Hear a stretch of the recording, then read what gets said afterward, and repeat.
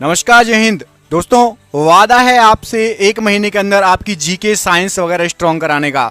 आज के इस वीडियो में हम बहुत ही शानदार क्वेश्चन लेकर आ गए हैं। ये पिछले 30 साल से बार बार आ रहे हैं। क्वेश्चन इतने शानदार हैं, आप देख के कहोगे कि हाँ सर क्वेश्चन दमदार हैं। क्वेश्चन एक से एक बढ़ के हैं। इजी क्वेश्चन भी है, टफ क्वेश्चन भी है, हर टाइप के क्वेश्चन है।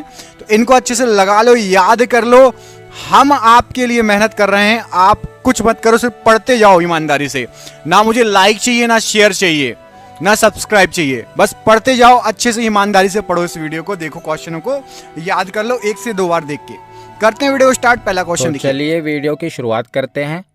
तो सबसे पहले देखते हैं कि पोषक पदार्थ न्यूट्रिएंट्स हैं क्या। तो जिस भोजन का हम सेवन करते हैं उसमें अनेक रासायनिक तत्व होते हैं और इन रासायनिक तत्वों को पोषक तत्व कहते हैं, जैसे कि कार्बोहाइड्रेट, वसा, विटामिन। आगे हम पढ़ेंगे इनके बारे में। तो ये जो रासायनिक तत्व होते हैं ना, इन्हीं को पोषक तत्व कहते हैं। तो हम कह सकते हैं कि पोषक तत्व भोजन में उपस्थित वे अदृश्य घटक हैं जिनकी आवश्यकता हमें शरीर को स्वस्थ बनाए रखने के लिए होती है। तो पोषक तत्व क्या होते हैं? तो जैसे हम कुछ भी खाते हैं, मान लीजिए हम चावल या दाल खा रहे हैं, तो जो हमारा शरीर है ना, उसको ये नहीं पता कि हम क्या खा रहे हैं, हम चावल खा रहे हैं कि दाल खा रहे हैं। उसको मतलब है उसमें जो पोषक तत्व हैं उनसे, यानी कि हम जो चावल खा रहे हैं उसमें कार्बोहाइड्रेट कितना है, वसा कितना है, प्रोटीन कितना है। तो हमारे शरीर को बस इससे मतलब है, हम क्या खा रहे हैं उसको नहीं पता। उसमें से जो पोषक तत्व मिलते हैं हमारे शरीर को, उससे मतलब है। तो पोषक पदार्थ किस लिए ज़रूरी हैं?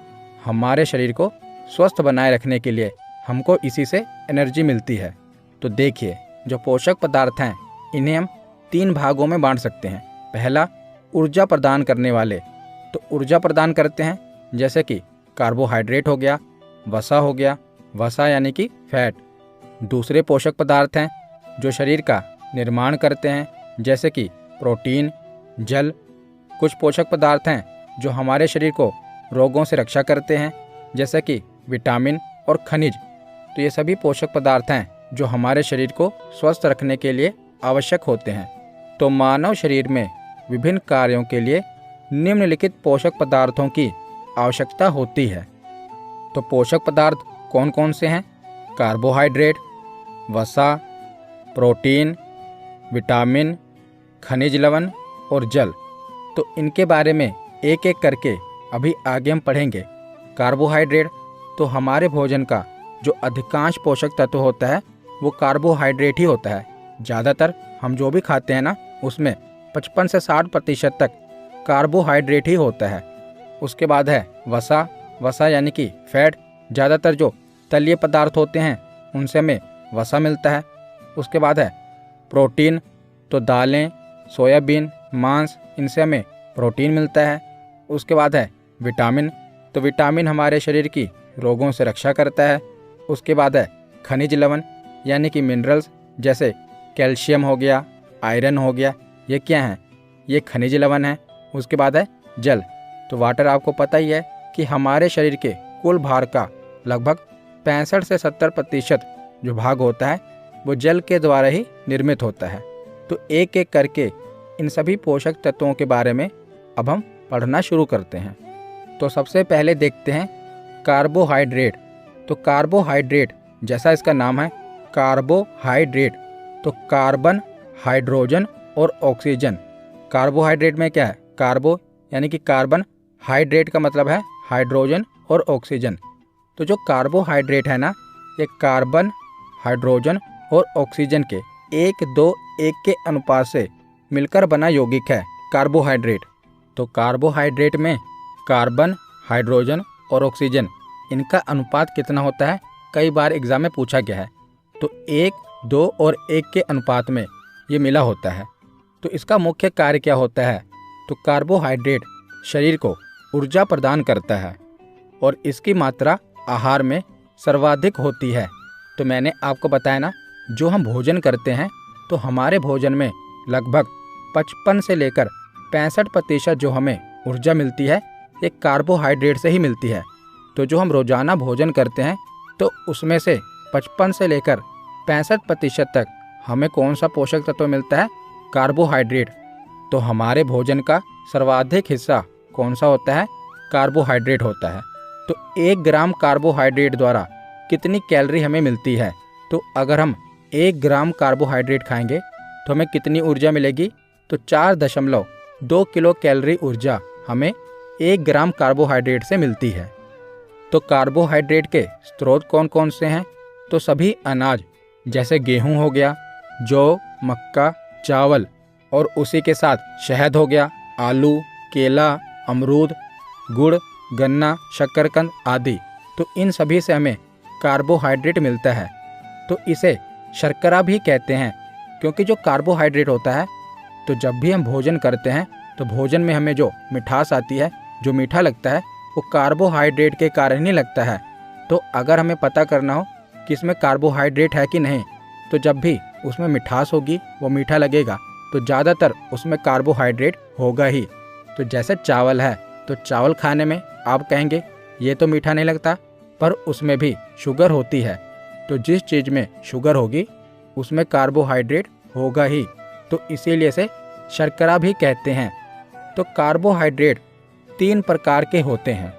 पहला प्रकार है मोनोसैकेराइड्स, दूसरा है डाइसैकेराइड्स और तीसरा है पॉलीसैकेराइड्स। तो मोनो, डाई और पॉली। तो मोनो का मतलब क्या होता है? 1, डाई का मतलब क्या होता है? 2 और पॉली का मतलब क्या होता है? 2 से अधिक। तो इसमें हम देखेंगे कि जो कार्बोहाइड्रेट है ना, इसकी 3 टाइप्स होती हैं। तो पहले हम पहली टाइप के बारे में पढ़ते हैं। तो पहला प्रकार है मोनोसैकेराइड्स। तो यह एक ही प्रकार के कार्बन के अणुओं का बना होता है, इसीलिए इसका नाम है मोनोसैकेराइड्स।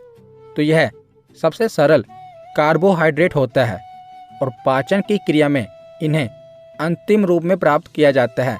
तो जब भी पाचन होगा तो पाचन में जो भी हम खाते हैं वो काफ़ी जटिल अवस्था में होता है। तो पाचन की प्रक्रिया में क्या होता है? उसे तोड़कर सरल अवस्था में उसका पाचन होता है। तो जब भी हम कुछ खाते हैं तो उसका पाचन करने के लिए जटिल अवस्था से उसे सरल अवस्था में लाया जाता है। तो जैसे ग्लूकोज हो गया, फ्रक्टोज और गैलेक्टोज, ये क्या हैं? ये मोनोसैकेराइड्स के उदाहरण हैं। तो ग्लूकोज हमें तुरंत ऊर्जा मिलती है, इससे हमें इंस्टेंट एनर्जी मिलती है। तो इसीलिए ये सबसे सरल कार्बोहाइड्रेट है, क्योंकि ये एक ही प्रकार के कार्बन के अणुओं का बना है। तो ग्लूकोज का रासायनिक सूत्र क्या होता है? केमिकल फॉर्मूला क्या होता है? तो ये कार्बन, हाइड्रोजन और ऑक्सीजन से मिलकर बना है। तो C6H12 और O6 ये इसका फॉर्मूला है और शरीर का ईंधन भी कहा जाता है ग्लूकोज को। वैसे तो कार्बोहाइड्रेट को ही शरीर का ईंधन कहा जाता है। तो जो ग्लूकोज है ये क्या करता है? हमें तुरंत एनर्जी प्रदान करता है। इसीलिए आप देखते हैं कि जब भी कोई बीमार व्यक्ति होता है उसको तुरंत क्या करते हैं? ग्लूकोज चढ़ा देते हैं, ताकि उसको तुरंत एनर्जी मिल सके। और जब भी आप देखते हैं कि कोई रनिंग कर रहा है, दौड़ते दौड़ते थक जाता है, तो उसे क्या करते हैं? तुरंत ग्लूकोज पिला देते हैं। तो ग्लूकोज क्या करता है?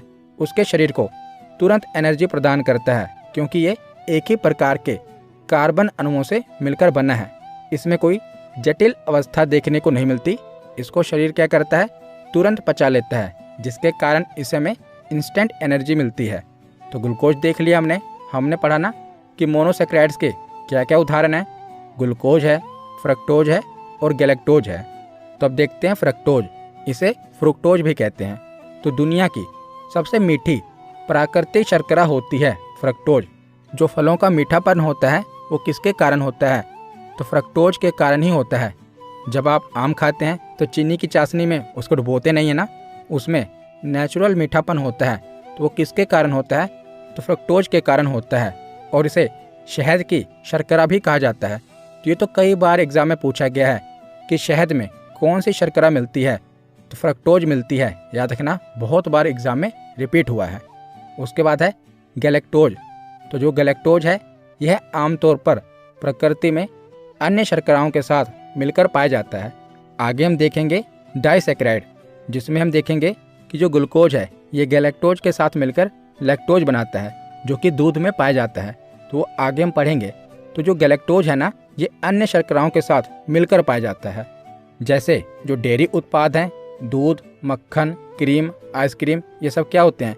ये लैक्टोज के रूप में गैलेक्टोज के सबसे अच्छे खाद्य पदार्थ होते हैं। तो लैक्टोज क्या है उसके बारे में आगे हम पढ़ेंगे। तो हमने देखा कि कार्बोहाइड्रेट के 3 प्रकार होते हैं। पहला मोनोसैकेराइड, दूसरा डाइसैकेराइड और तीसरा पॉलीसैकेराइड्स। तो मोनोसैकेराइड में हमने पढ़ा कि एक ही प्रकार के कार्बन के अणुओं से बना होता है। तो इसके उदाहरण हमने देखे ग्लूकोज, फ्रक्टोज और गैलेक्टोज। तो अब हम मोनोसैकेराइड्स के बाद डाइसैकेराइड्स के बारे में पढ़ते हैं। तो इसके नाम से ही क्लियर है, डाई का मतलब क्या होता है? 2। तो जब 2 मोनोसैकेराइड जुड़ते हैं तब यह एक अणु बनाता है जिसे डाइसैकेराइड कहा जाता है। तो मोनोसैकेराइड में हमने पढ़ा कि वो एक ही कार्बन के अणुओं से मिलकर बने होते हैं। उनकी संरचना काफ़ी सरल होती है जिसके कारण उन्हें हमारा शरीर आसानी से पचा लेता है। तो यह है डाइसैकेराइड। तो इसमें क्या होता है कि 2 मोनोसैकेराइड आपस में जुड़कर एक डाइसैकेराइड बनाते हैं। जैसे ग्लूकोज क्या है? मोनोसैकेराइड है। और फ्रक्टोज क्या है? ये भी मोनोसैकेराइड है। पर इसमें क्या होगा, ये दोनों आपस में जुड़ जाएंगे और क्या बनाएंगे? डाइसैकेराइड बनाएंगे। जैसे ग्लूकोज और फ्रक्टोज मिलकर क्या बनाते हैं? सुक्रोज। तो ये आपके लिए इम्पोर्टेंट है। ग्लूकोज और फ्रक्टोज मिलकर क्या बनाते हैं? सुक्रोज। और ग्लूकोज ये आपस में मिलकर माल्टोज बनाते हैं। तो ग्लूकोज आपको तीनों में देखने को मिलेगा। ग्लूकोज, फ्रक्टोज सुक्रोज बनाते हैं, ग्लूकोज से मिलकर माल्टोज बनाता है और ग्लूकोज गैलेक्टोज से मिलकर लैक्टोज बनाता है। तो पहले हम देखते हैं सुक्रोज। तो सुक्रोज को गन्ने और गुड़ की शर्करा कहा जाता है। तो गन्ने और गुड़ में जो शर्करा होती है उसे क्या कहते हैं? सुक्रोज। और सुक्रोज ग्लूकोज और फ्रक्टोज से मिलकर बना होता है। और जो टेबल शुगर होती है यानी चीनी होती है वो भी सुक्रोज की ही बनी होती है। तो गन्ना, गुड़ और शुगर, इनमें कौन सी शर्करा पाई जाती है? तो सुक्रोज। उसके बाद देखते हैं माल्टोज। तो माल्टोज हमने देखा कि ग्लूकोज और ग्लूकोज आपस में मिलकर माल्टोज बनाते हैं। तो ये शर्करा हमें किस में देखने को मिलती है?